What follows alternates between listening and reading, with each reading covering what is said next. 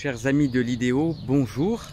L'année dernière, je crois, je vous avais parlé du projet de la chaire Anawati et qui occupait pas mal de mes journées et même de mes soirées, voire de mes nuits, qui est un projet donc, qui faisait suite au programme qu'on intitulait Adawat, soutenu par la délégation de l'Union européenne, et ce programme lui-même faisait suite à un programme intitulé le projet des 200. Alors la chaire Anawati, ça y est, nous avons pu signer en octobre dernier le contrat avec la délégation de l'Union européenne et nous avons inauguré la chaire en décembre dernier. Bertrand Vallon et bien sûr notre président Jean-Félix Paganon étaient présents.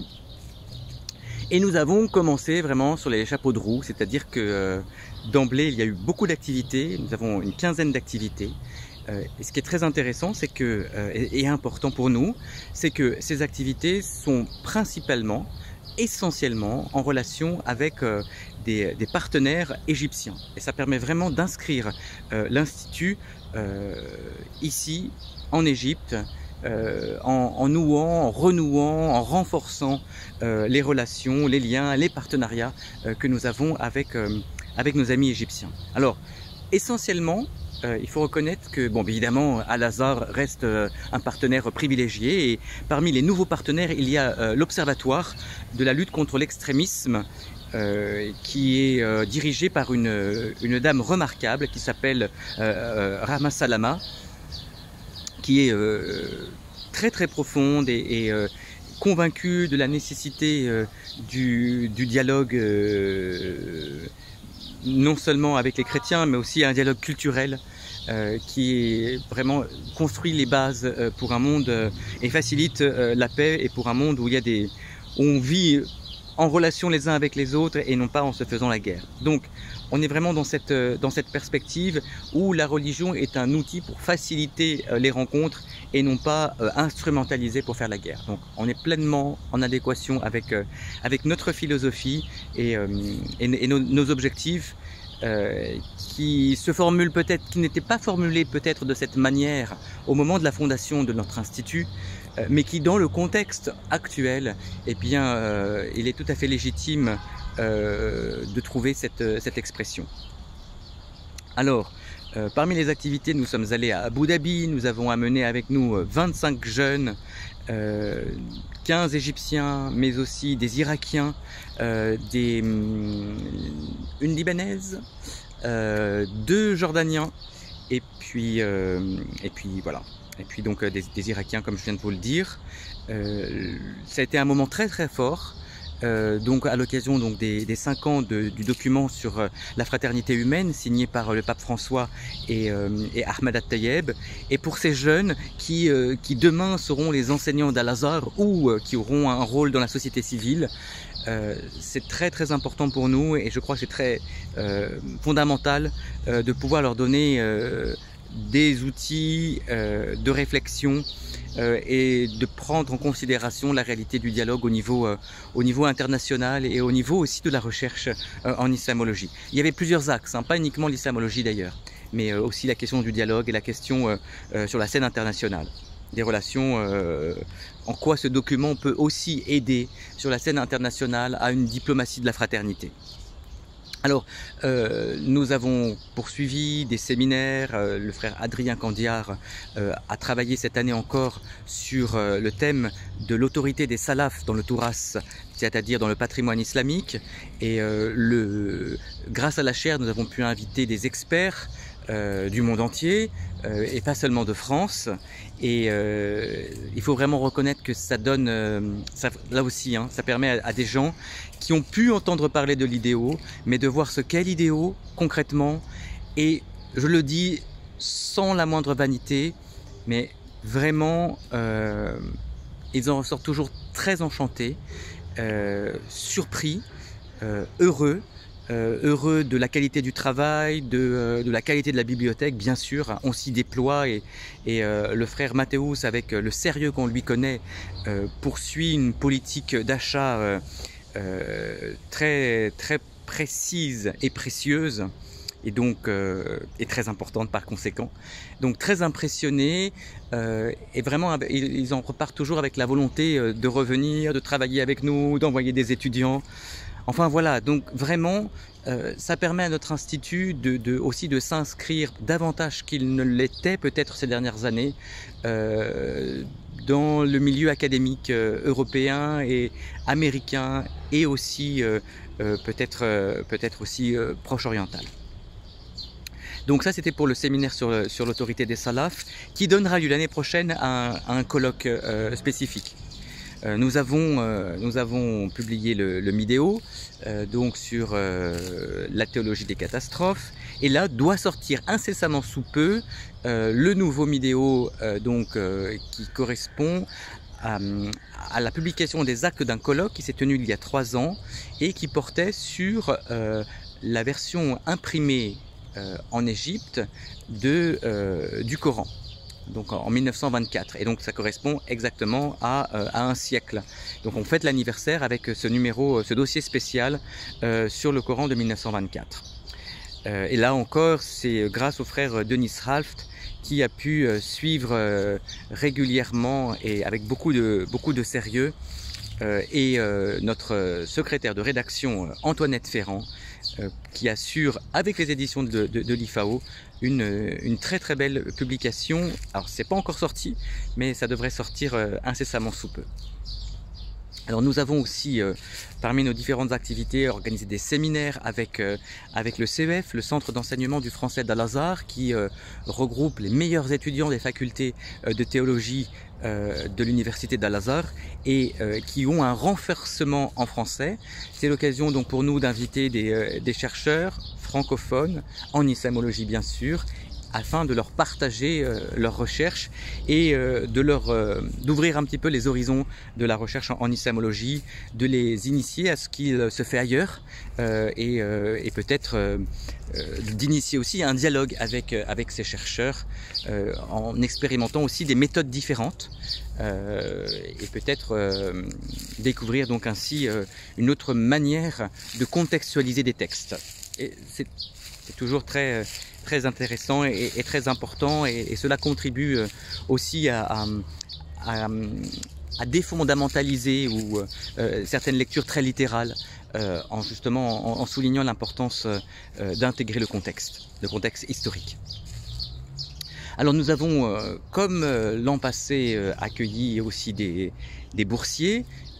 Francesco Antonini était le boursier annuel de cette année. C'est un jeune homme qui vient à la fois de l'histoire et de la philosophie. Il a un double master et je dois dire que on a été très heureux de sa présence.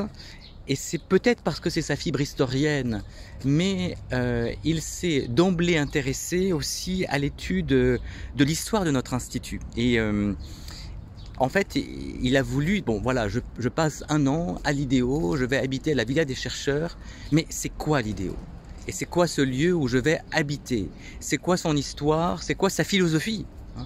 Et donc on a vu ce jeune homme commencer à lire les ouvrages essentiellement d'abord l'ouvrage de Jean-Jacques Pérenès sur la biographie de Georges Shehat Anaouati, se passionner pour cette histoire, en prendre conscience de l'importance de cette histoire pour le monde d'aujourd'hui. Et Francesco est venu me voir en me disant, en fait, je souhaiterais, si vous en êtes d'accord, traduire l'ouvrage de Jean-Jacques en italien, parce qu'il me semble que dans le contexte actuel, eh bien, il est important aussi de faire écho de cette histoire en Italie aujourd'hui. Bon, alors évidemment, j'en ai parlé avec Jean-Jacques et qui fut très heureux de cette idée. Jean-Jacques Pérenès, donc, qui est un membre de l'IDEO, l'ancien directeur, et qui est venu presque 3 mois cet hiver passer un temps sabbatique avec nous, après avoir été occupé des fonctions importantes à l'école biblique et archéologique française de Jérusalem, où il était directeur. Et donc ils ont pu parler ensemble, ils ont pu travailler ensemble.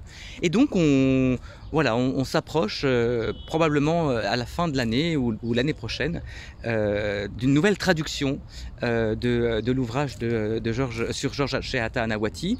Et puis Jean-Jacques a aussi travaillé, ça c'est une commande de ma part, je lui ai dit, en fait on organise une chaire, la chaire Anaouati, ce serait quand même bien qu'on puisse offrir à nos partenaires, aux étudiants, au public qui nous fréquente à l'occasion des activités que nous organisons, d'offrir un livre qui puisse dresser le portrait d'Anahuati et par conséquent la mission, la vocation propre de l'Institut et l'esprit avec lequel nous travaillons. Et de faire connaître cela à nos partenaires musulmans. Ils le connaissent un peu, mais voilà, de donner quelque chose d'un peu substantiel.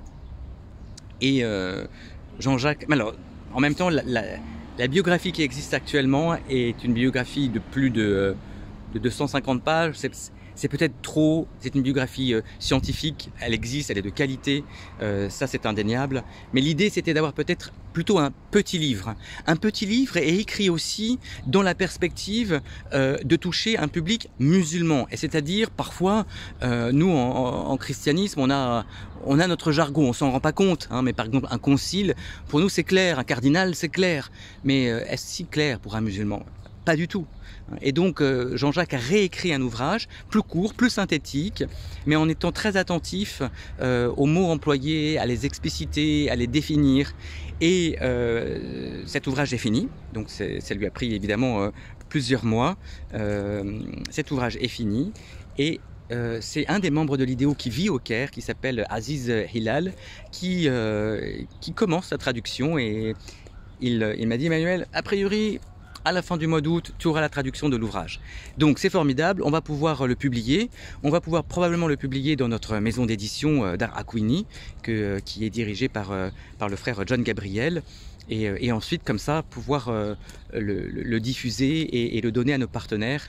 Et cela, voilà, je crois que cela renforcera aussi la connaissance de l'Institut pour nos partenaires. Souvent, ils viennent, ils voient que nous faisons du travail qui les intéresse, mais nous connaissent-ils vraiment? C'est un peu comme nos boursiers, hein. Nous connaissent-ils vraiment? Évidemment, si on ne fait pas un petit effort de lecture, ce n'est pas si évident. Et donc là, ce sera l'occasion enfin, après, ils liront ou ils liront pas, hein, mais en tous les cas, ils auront la possibilité de connaître vraiment en profondeur l'Institut et son esprit. Alors, on a eu d'autres boursiers, des boursiers notamment du ministère des Affaires étrangères. Donc là encore, ce sont des partenariats que nous avons, des nouveaux partenariats que nous avons avec eux. Donc 3 boursiers de 3 mois et des gens qui sont en doctorant ou en postdoc, et c'est vraiment l'occasion de nouer des liens avec des chercheurs de demain ou des enseignants de demain au niveau académique, et qui seront sans doute qui compteront dans le monde de l'islamologie demain, qui déjà d'ailleurs commence à se faire un nom, participe à des colloques, etc. Et qu'ils puissent aussi nouer une histoire avec notre institut, c'est super, c'est vraiment très bien. Voilà, nous avons, dans le cadre de la chaire, nous travaillons aussi avec une fondation, la fondation Hendawi, où nous nous apprêtons à faciliter un travail d'audition des textes du Touras, c'est-à-dire des textes du patrimoine islamique, pour des aveugles. Donc il y a tout un travail soutien à l'accès à la connaissance pour des minorités, et notamment pour ce qui nous concerne, donc pour des étudiants ou pour des enseignants malvoyants, et leur donner la possibilité d'entendre des textes donc du patrimoine. Alors c'est un magnifique programme. Grâce à l'intelligence artificielle, évidemment, on peut les choses peuvent aller vite. Grosso modo, on intègre donc, on scanne en quelque sorte le texte. L'intelligence artificielle va y mettre les voyelles, parce que tout le problème de l'arabe, c'est qu'il n'y a pas de voyelles.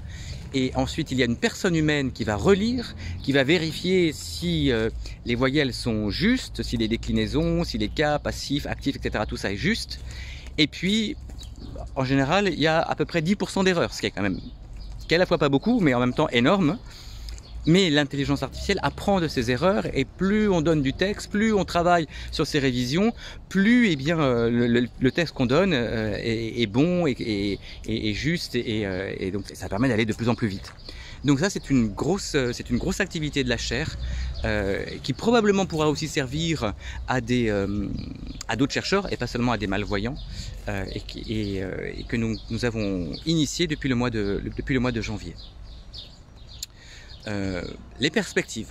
les perspectives prochaines, alors oui, j'ai quand même oublié de vous dire que ça aussi je vous en avais parlé l'année dernière comme un projet, mais cette fois on l'a mis en œuvre, c'est les sessions d'islamologie en Afrique. Comme je crois vous avoir dit l'année dernière, nous sommes sur le continent africain et il y a une véritable problématique concernant la montée de l'islamisme ou de l'extrémisme musulman en Afrique.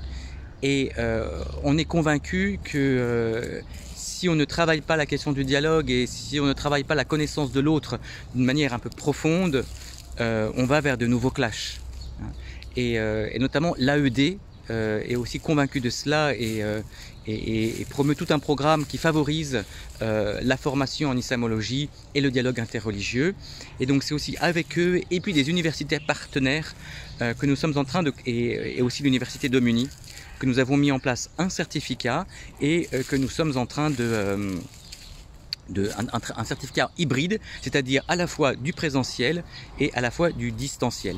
Alors le frère Jean Druel, qui est le secrétaire général de notre institut, qui fait un travail aussi remarquable à la fois de chercheur, d'éditeur sur son auteur, qui est un des monuments de la grammaire arabe, et puis qui fait aussi un travail très très important pour tout ce qui concerne l'aspect comptable de nos activités.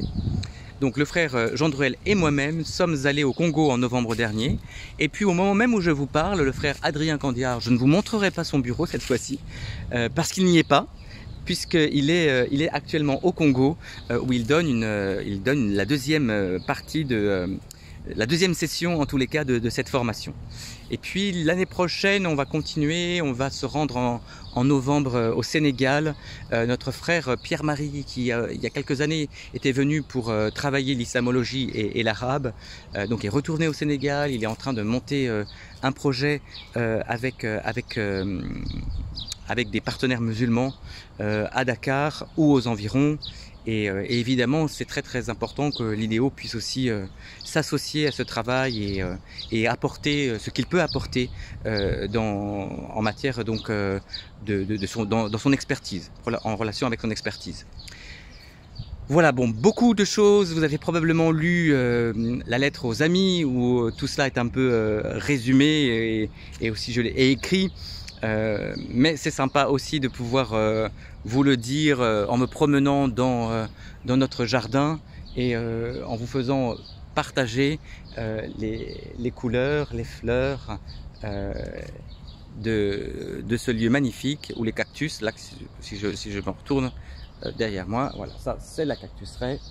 Tout ça, on le doit bien sûr au frère Jean Druel, maintenant il y a un peu plus de 10 ans, quand il a repris les choses en main avec une équipe de jardiniers d'Al-Azhar pour donner un peu de cohérence et de beauté à ce jardin. Et c'est vraiment très réussi. C'est un vrai coin de paradis. Et quand il fait très chaud, ma foi, sous les arbres, il y a un peu de fraîcheur et ça nous permet encore, malgré les 40 degrés annoncés, ça nous permet encore de prendre le café. Chers amis, bon, si vous avez regardé cette vidéo, c'est que probablement vous n'étiez pas à l'Assemblée Générale, mais que vous ne manquez pas d'intérêt pour les activités que nous avons. Donc encore un grand merci de votre soutien. Cette année, les adhésions sont à peu près stables, le nombre des adhérents est à peu près identique à l'année passée. Il est très important pour nous parce que ce qui nous permet d'être considérés comme une association d'intérêt public, c'est que nous avons aussi un certain nombre d'adhérents. Il faut au minimum avoir 200 adhérents. Donc je le redis, vous le savez, mais je le redis, vraiment votre adhésion est très importante pour nous. Et puis aussi cette année, vous avez été très généreux. Il y a une augmentation substantielle du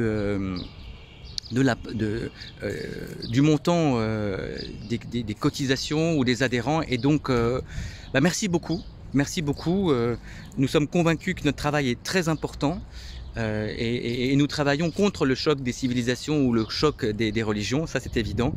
Et ce soutien amical et généreux que vous avez manifesté, vraiment voilà, on se sent pas seul, hein, et il nous encourage à mettre toute notre énergie, notre volonté à ce service.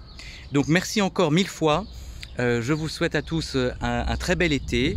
Je vous embrasse et j'espère que nous aurons l'occasion de nous rencontrer lors de l'Assemblée Générale de l'an prochain. À tous, bel été. Au revoir.